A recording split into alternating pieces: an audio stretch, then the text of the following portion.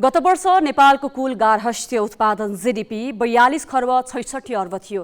यति सानो अर्थतन्त्रमा संघीय सरकारले मात्रै 9 खर्ब 38 अर्ब राजस्व उठायो। यसबाहेक प्रदेश र स्थानीय तहले थप 1 खर्ब माथि उठाए। यस हिसाबले जीडीपीको 24% भन्दा बढी राज्यले राजस्व उठाएको छ। यो दक्षिण एसियामा मात्रै होइन, संसारकै विकासोन्मुख मुलुक मध्ये उच्च आँकडा हो। जागिर खाएर गुजारा गर्ने नागरिकले सामाजिक प्रतिष्ठा त परको कुरा, आफ्नो प्राण धान्ने चिन्ता छाडेरै राज्यलाई कर तिरिरहेका छन्। करको दायरामा आएको गरी खाने वर्गलाई दपेटेरै राष्ट्रिय ढुकुटी भर्ने मेसो भइरहेको छ।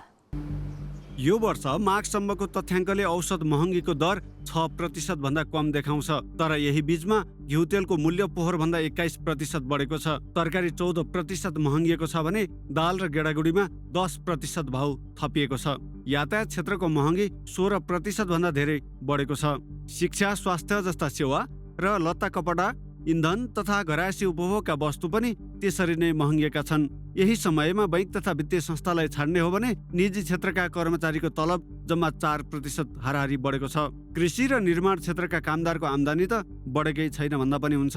गत वर्ष त कोभिडलाई देखाएर निजी क्षेत्रले कर्मचारीको तलब उल्टै कटौती गरिदियो। यही कारण आम रूपमा कर्मचारीको आम्दानी 3 वर्ष अघिको भन्दा खासै सुध्रिएको छैन। तर मूल्य वृद्धिले बाँच्नका लागि आवश्यक खर्च दोब्बर भइसकेको छ।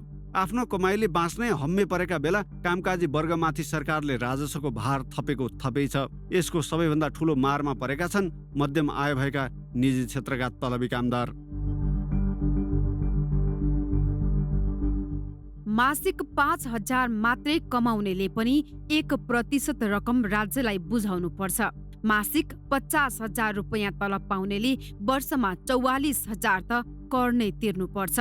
महिनामा 1 लाख कमाउनेले वर्षमा 2,34,000 र 1.5 लाख तलब थाप्नेले वार्षिक 4,29,000 कर तिर्नुपर्छ।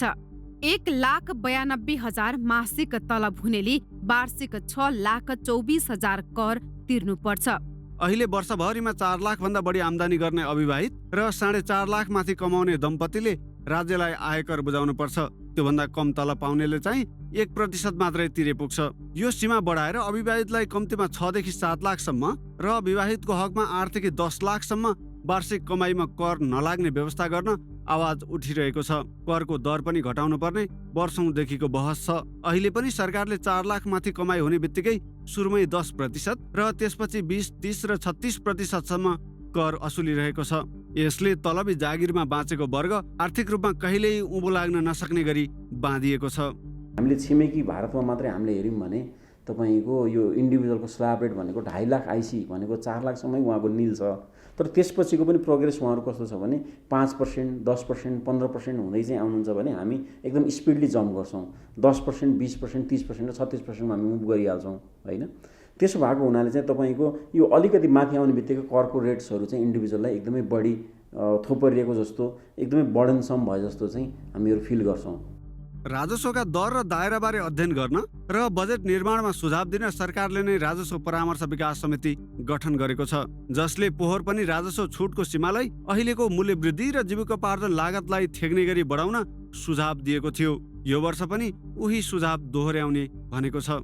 करका दरहरूबाट हामीले अलिकति सेवा सुविधालाई विस्तार गर्न सकेनौँ, स्ल्याबलाई रिभ्यू गर्न सकेनौँ भने त्यसले चाहिँ मानिसहरूमा असन्तुष्टिमा हुन सक्ला। त्यसकारण बजारको मूल्य स्फीतिको स्थिति, आम्दानीको तह स्तर र अर्थतन्त्रको लागत, खास गरिकन तपाईँको कस्ट अफ लिभिङ छ नि त्यो, प्लस अब छिमेकी राष्ट्रहरूमा भएका दरहरूलाई पनि हामीले कम्तीमा पनि हाम्रो छिमेकी भारतको चाहिँ स्थिति, बङ्गलादेशको स्थिति हेरेर, हाम्रो जस्तै अब श्रीलङ्काको स्थिति हेरेर हामीले त्यसलाई रिभ्यू गर्नुपर्छ भन्नेमा हामी सोचिरहेछौँ।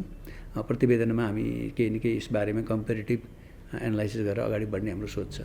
भारतमा 2.5 लाख भारु कमाउनेलाई पनि आयकर तिराउने व्यवस्था छ। तर 5 लाख भारुसम्म कमाउनेले कर नै तिर्नु नपर्ने गरी कर बचत सुविधाहरू दिएको छ। उदाहरणका लागि बहालमा बसेको व्यक्तिले घर बहालको रकम आयकरको सीमाबाट घटाउन पाउँछ।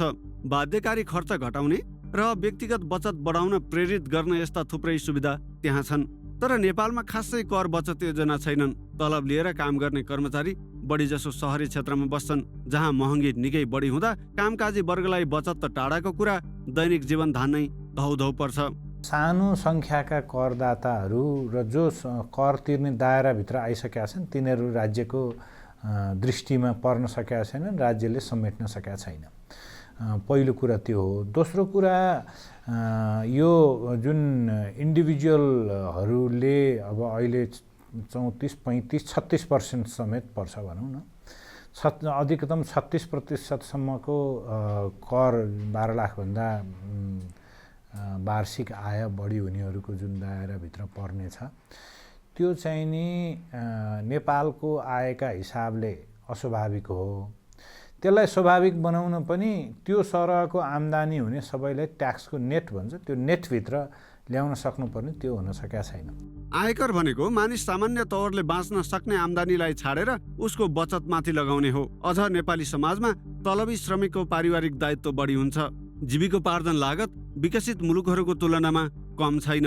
अर्थात् राज्यको अव्यावहारिक कर नीतिका कारण निजी क्षेत्रको तलबी जागिरे वर्ग सबैतिरबाट निचोरिएको छ। बिजनेस ब्युरो, ग्यालेक्सी फोके, काठमाडौँ। निश्चित आम्दानी भएका तलबी जागिरे मात्र होइन, न्यून आय भएका आम नागरिक राज्यले थोपरेको अनगिन्ती कर र गैर कर राजस्वको भारीले निचोरिएका छन्। नेता, कर्मचारी र सरकारी नियुक्ति भेट्टाउने वर्गको हित र उनीहरूको मोजमस्ती तथा सुख सुविधामा खर्चिन राज्यले न्यून आय भएका नागरिकबाट पैसा सोहोरेको सोहोरै छ। यस्ता अनेकौं राजस्वमध्ये कामकाजी वर्गले तिर्नै पर्ने केही प्रमुख राजस्वका दर यस्ता छन्।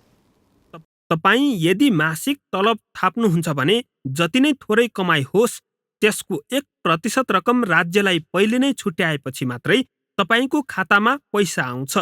तलब आम्दानी बढ्दै जाँदा आयको 36% सम्म कर तिर्नुपर्छ। तपाईँ यदि उद्योग धन्दा वा व्यवसाय गर्नुहुन्छ भने नाफाको 25% कर तिर्नुपर्छ। वित्तीय क्षेत्रको कम्पनी चलाउनुहुन्छ भने यो दर 30% सम्म पुग्छ। सवारी साधन चलाउनुहुन्छ भने 1 लिटर इन्धनमा 42 देखि 60 रुपैयाँसम्म राजस्व तिर्नुपर्छ। खाना पकाउने ग्यास किन्दा 1 सिलिन्डरमा 280 रुपैयाँ राज्यलाई तिर्नुपर्छ। मोटरसाइकल वा स्कुटर किन्नुहुन्छ भने मूल्यको 30% भन्सार महसुल तिर्नुपर्छ। त्यसमा 50% देखि 100% सम्म अन्तशुल्क थपिन्छ। त्यति मात्रै होइन, एउटा मोटरसाइकल वा स्कुटरको क्षमता हेरेर 15,000 देखि 2 लाखसम्म सडक निर्माण दस्तुर पनि लाग्छ। यसबाहेक हरेक वर्ष 2500 देखि 16,500 सम्म सवारी साधन कर तिर्नुपर्छ। गाडी नै चढ्नुहुन्छ भने त यी सबै दरहरू बढी हुन्छन्। जेसुकै वस्तु वा सेवा किन्दा 13% भ्याट त तिर्नै पर्यो। रेस्टुरेन्टमा खाजा खाँदादेखि अस्पतालमा औषधि किन्दासम्म 13% भ्याट तिर्नै पर्छ। इन्टरनेट चलाउँदा 42% सम्म राजस्व तिर्नुपर्छ। बालबच्चालाई पढाउँदा 5% शुल्क तिर्नुपर्छ। घरमा बिजुली बाल्नुहुन्छ भने 1 युनिटको औसत 10 रुपैयाँ तिर्नुपर्छ। घर बहालमा दिनुहुन्छ भने भाडाको 10% बहाल कर तिर्नुपर्छ। कच्चा खाने तेलको 15% भन्सार महसुल र 13% भ्याट तिर्नुपर्छ। घर जग्गामा किनबेच गर्दा नाफा भयो भने त्यसमा पनि 5% लाभ कर तिर्नुपर्छ। शेयर किनबेच गर्दा नाफा भयो भने त 5 देखि 7.5% लाभ कर लाग्छ। तपाईँ यदि व्यवसाय नै गर्नुहुन्छ भने पहिले नै 7,500 सम्म व्यवसाय सञ्चालन शुल्क तिर्नुपर्छ। ढुवानी सेवामा 2.5% शुल्क तिर्नुपर्छ। कर तथा शुल्कको यस्तो सूची निकै लामो छ। संघीय तहमा मात्रै होइन, प्रदेश र स्थानीय तहमा पनि छुट्टै यस्ता कर र शुल्क तिर्नुपर्छ। यी अनेकौं राजस्वको भारीले निश्चित र न्यून आय भएको वर्गलाई बेसरी निचोरेको छ।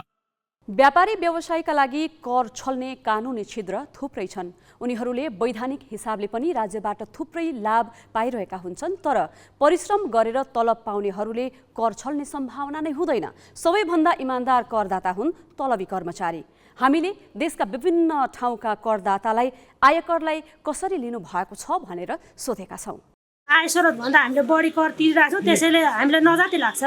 नरमाइलो लाग्छ। हामीले राज्यबाट चाहिँ हामीले केही सेवा सुविधा लिन सकेको छैनौँ भनेदेखि हामीले एकदम कर मात्रै बुझाउँछौँ, पटक पटक कर मात्रै बुझाइराखेको हुन्छ जुनैसुकै जनताले पनि, भनेपछि हामीले सन्तुष्टि छैनौँ। करबाट राज्यले यो हामी शिक्षकहरूलाई दिने सुविधामा चाहिँ म त्यति सन्तुष्ट छैन।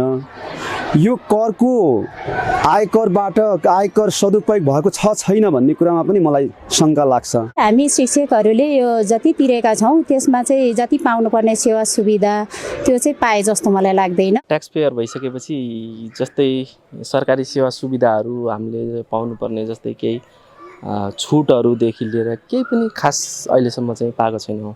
राज्यले चाहिँ हामीले तिरेको ट्याक्स अनुसारको त हामीलाई सुविधा नदिएको हुनाले हामी एज अ वर्किङ हामीले होइन काम गरेर खाने मान्छेलाई चाहिँ यसले एकदमै पीडित तुलाएको छ। कर थप्ने बाहेक सरकारले अरू केही गरेको छैन, जनतालाई राहत दिने चाहिँ काम भएको छैन।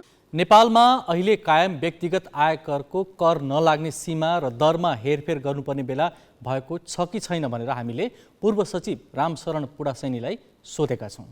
अहिले के बेला भएको छ, राइट टाइम आगामी बजेटमा गर्नुपर्ने देख्छु मैले भन्दाखेरि जुन पर्सनल इन्कम ट्याक्सको जुन कर नलाग्ने सीमा छ नि, व्यक्तिको लागि 4 लाख रुपियाँ र परिवारको लागि 4.5 लाख रुपियाँ, यसमा रिभिजन गर्नुपर्छ। किनभने यो चाहिँ अब 2 वर्षदेखि बढेको पनि छैन। अर्को यो बिचमा चाहिँ मूल्य वृद्धि लगायतका कारणले गर्दाखेरि पनि यसलाई रिभिजन गर्नुपर्ने जरुरी छ। र अर्को विषय भनेको यस्तो जुन रेटको सन्दर्भमा पनि केही पुनर्विचार गर्न सकिन्छ। एकैचोटि मान्छे जुन यो 10% को थ्रेसोल्ड भनेको 1 लाख मात्रै छ होइन, 1 लाख भन्दा फेरि जाने बित्तिकै त्यो चाहिँ 20 मा पुग्छ, 20 को 2 लाख मात्रै छ, यसपछि 30 पुग्छ। त्यसले गर्दाखेरि के चाहिँ जरुरी छ भने 10% को पनि त्यो स्ल्याब अलिकति बढाउनु पर्यो। मतलब त्यो 10% को छुट जुन छ नि, 10% लाग्ने जुन त्यो इन्कम छ नि 1 लाख, त्यसलाई पनि बढाउनु पर्ने जरुरी छ। अर्को 20% पनि बढाउनु पर्ने जरुरी छ। अब 36% कर यो बढी भयो भन्ने पनि म पनि सुन्छु होइन, तर के हो भने 36% को कर धेरै उच्च, यसले चाहिँ डिस्टोर्सन ल्याउँछ कर प्रणालीमा होइन, व्यक्तिलाई मर्का पर्छ भन्ने कुरा चाहिँ त्यो चाहिँ होइन होइन। व्यक्तिगत करमै अर्को के छ भन्दाखेरि कर लाग्ने आय निर्धारण गर्दा विभिन्न खर्चहरू छुट दिने कुरा चाहिँ अलिकति हामीसँग मिलेको छैन। रेमुनेसनको इन्कम छ नि, पारिश्रमिकको आय नभनौँ, रोजगारीको आय भनौँ न, अहिले भन्दा रोजगारीको आयमा चाहिँ त्यो खर्चहरू कटाउनु केही पनि नपाइने व्यवस्था। त्यसले गर्दा कमसेकम त्यो बिमाको खर्च होइन बढाउने कुरा, त्यसपछि घरको ब्याजको कुराहरू र घरको मर्मतका खर्चहरू चाहिँ केही कटाउन पाउने व्यवस्था गरियो भने त्यसले अलिकति चाहिँ भनौँ न अलिकति ट्याक्स बर्डन चाहिँ घटाउँछ होइन। र के हुन्छ भने फेरि बढी दरमा कर लाउँदा र त्यो गर्दाखेरि मान्छेले आय लुकाउने सम्भावना हुन्छ। त्यसैले धेरै माथि दरमा जानु पनि हुँदैन, त्यसलाई 60% माथि त हामी जाने हुँदैन। व्यापार व्यवसाय र उद्योग धन्दा चलाएर ठुलो आम्दानी गर्ने व्यावसायिक वर्गले कर छल्ने अनेकौँ उपायको जोहो गरेका हुन्छन्, जसलाई उनीहरू ट्याक्स प्लानिङ भन्छन्। तर निजी क्षेत्रका कामदारको खातामा तलब नजाँदै अग्रिम कर असुलिन्छ। कर तिर्ने ती कामकाजी नागरिकले दिएको देनको बदला राज्यबाट कुनै लाभ वा सहुलियत कतै देखिँदैन, जबकि सरकारी कर्मचारीले उति नै कर तिर्दा अनेकौँ सुविधाको चाङ लगाइएको छ। अबको बजेटले करको नाममा भइरहेको यो विभेद र श्रमिकमाथिको राज्य दोहन रोक्नु जरुरी छ, ताकि भविष्यमा आय असमानता कम गर्न सघाउ पुगोस्।